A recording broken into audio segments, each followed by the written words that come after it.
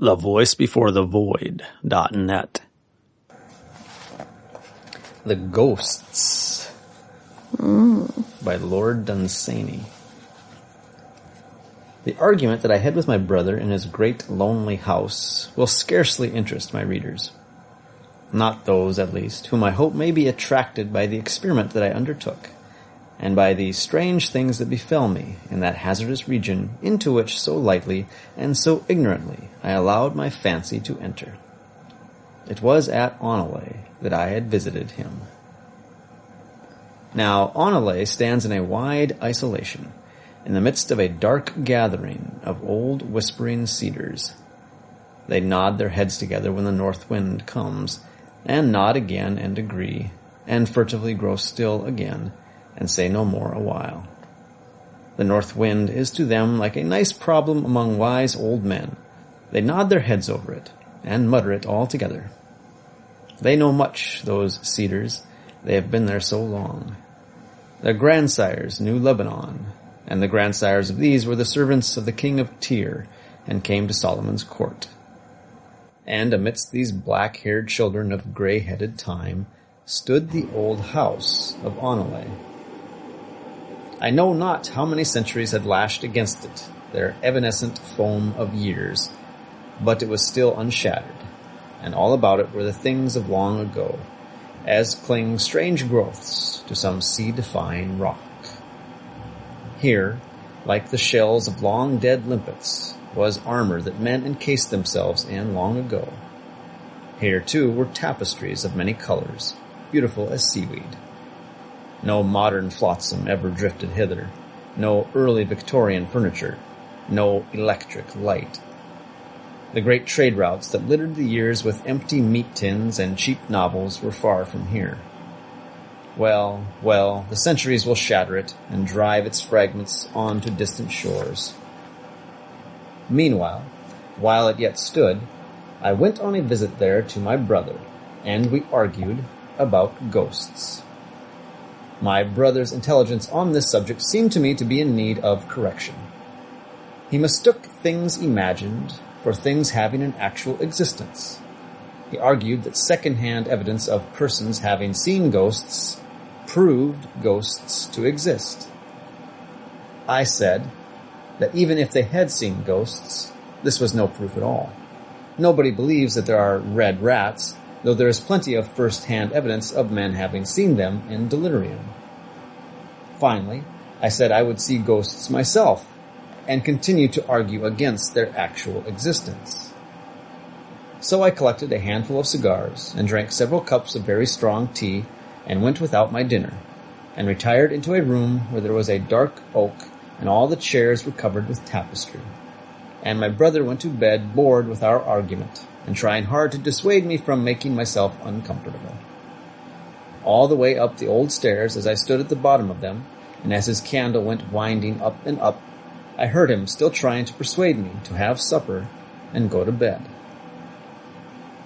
It was a windy winter, and outside the cedars were muttering I know not what about. But I think they were Tories of a school long dead, and were troubled about something new. Within, a great damp log upon the fireplace began to squeak and sing, and struck up a whining tune, and a tall flame stood up over it and beat time, and all the shadows crowded round and began to dance. In distant corners, old masses of darkness sat still like chaperones and never moved. Over there, in the darkest part of the room, stood a door that was always locked. It led into the hall, but no one ever used it. Near that door, something had happened once, of which the family are not proud. We do not speak of it. There in the firelight stood the venerable forms of the old chairs. The hands that had made their tapestries lay far beneath the soil. The needles with which they were wrought were many separate flakes of rust. No one wove now in that old room, no one but the assiduous ancient spiders who, watching by the deathbed of the things of yore, worked shrouds to hold their dust. In shrouds about the cornices already lay the heart of the oak wainscot that the worm had eaten out. Surely at such an hour, in such a room, a fancy already excited by hunger and strong tea might see the ghosts of former occupants. I expected nothing less. The fire flickered and the shadows danced. Memories of strange historic things rose vividly in my mind. But midnight chimed solemnly from a 7-foot clock, and nothing happened. My imagination would not be hurried, and the chill that is with these small hours had come upon me, and I had nearly abandoned myself to sleep, when in the hall adjoining there rose the rustling of silk dresses that I had waited for and expected. Then there entered, 2 by 2, the high-born ladies and their gallants of Jacobean times. They were little more than shadows, very dignified shadows, and almost indistinct. But you have all read ghost stories before. You have all seen in museums the dresses of those times. There is little need to describe them. They entered, several of them, and sat down on the old chairs, perhaps a little carelessly considering the value of the tapestries. Then the rustling of their dresses ceased. Well, I had seen ghosts, and was neither frightened nor convinced that ghosts existed. I was about to get up out of my chair and go to bed, when there came a sound of pattering in the hall, a sound of bare feet coming over the polished floor, and every now and then a foot would slip, and I heard claws scratching along the wood as some 4-footed thing lost and regained its balance. I was not frightened, but uneasy. The pattering came straight towards the room that I was in. Then I heard the sniffing of expectant nostrils. Perhaps uneasy was not the most suitable word to describe my feelings then. Suddenly a herd of black creatures, larger than bloodhounds, came galloping in. They had large pendulous ears. Their noses were to the ground, sniffing. They went up to the lords and ladies of long ago and fawned about them disgustingly. Their eyes were horribly bright and ran down to great depths. When I looked into them, I knew suddenly what these creatures were, and I was afraid. They were the sins, the filthy, immoral sins of these courtly men and women. How demure she was, the lady that sat near me on an old-world chair. How demure she was, and how fair, to have beside her with its jowl upon her lap a sin with such cavernous red eyes, a clear case of murder. And you, yonder lady with the golden hair, surely not you, and yet that fearful beast with the yellow eyes slinks from you to yonder courtier there, and whenever one drives it away, it slinks back to the other. Over there, a lady tries to smile, as she strokes the loathsome furry head of another's sin, but one of her own is jealous, and intrudes itself under her hand.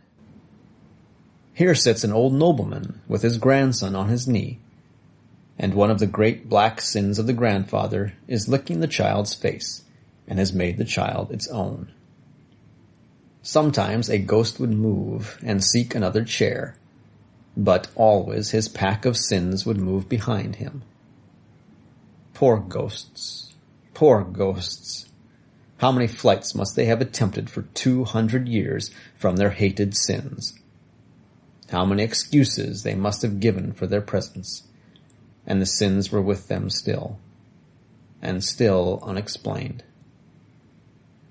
Suddenly one of them seemed to scent my living blood, and bayed horribly, and all the others left their ghosts at once, and dashed up to the sin that had given tongue. The brute had picked up my scent near the door by which I had entered, and they moved slowly nearer to me, sniffing along the floor, and uttering every now and then their fearful cry. I saw that the whole thing had gone too far. But now they had seen me. Now they were all about me, They sprang up, trying to reach my throat, and whenever their claws touched me, horrible thoughts came into my mind, and unutterable desires dominated my heart. I planned bestial things as these creatures leaped around me, and planned them with a masterly cunning. A great red-eyed murder was among the foremost of these furry things, from whom I feebly strove to defend my throat. Suddenly it seemed to me good that I should kill my brother. It seemed important to me that I should not risk being punished. I knew where a revolver was kept. After I shot him, I would dress the body up and put flour on the face, like a man that had been acting as a ghost. It would be very simple.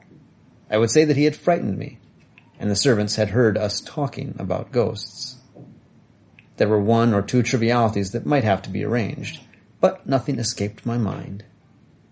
Yes, it seemed to me very good that I should kill my brother, as I looked into the red depths of this creature's eyes. But one last effort as they dragged me down.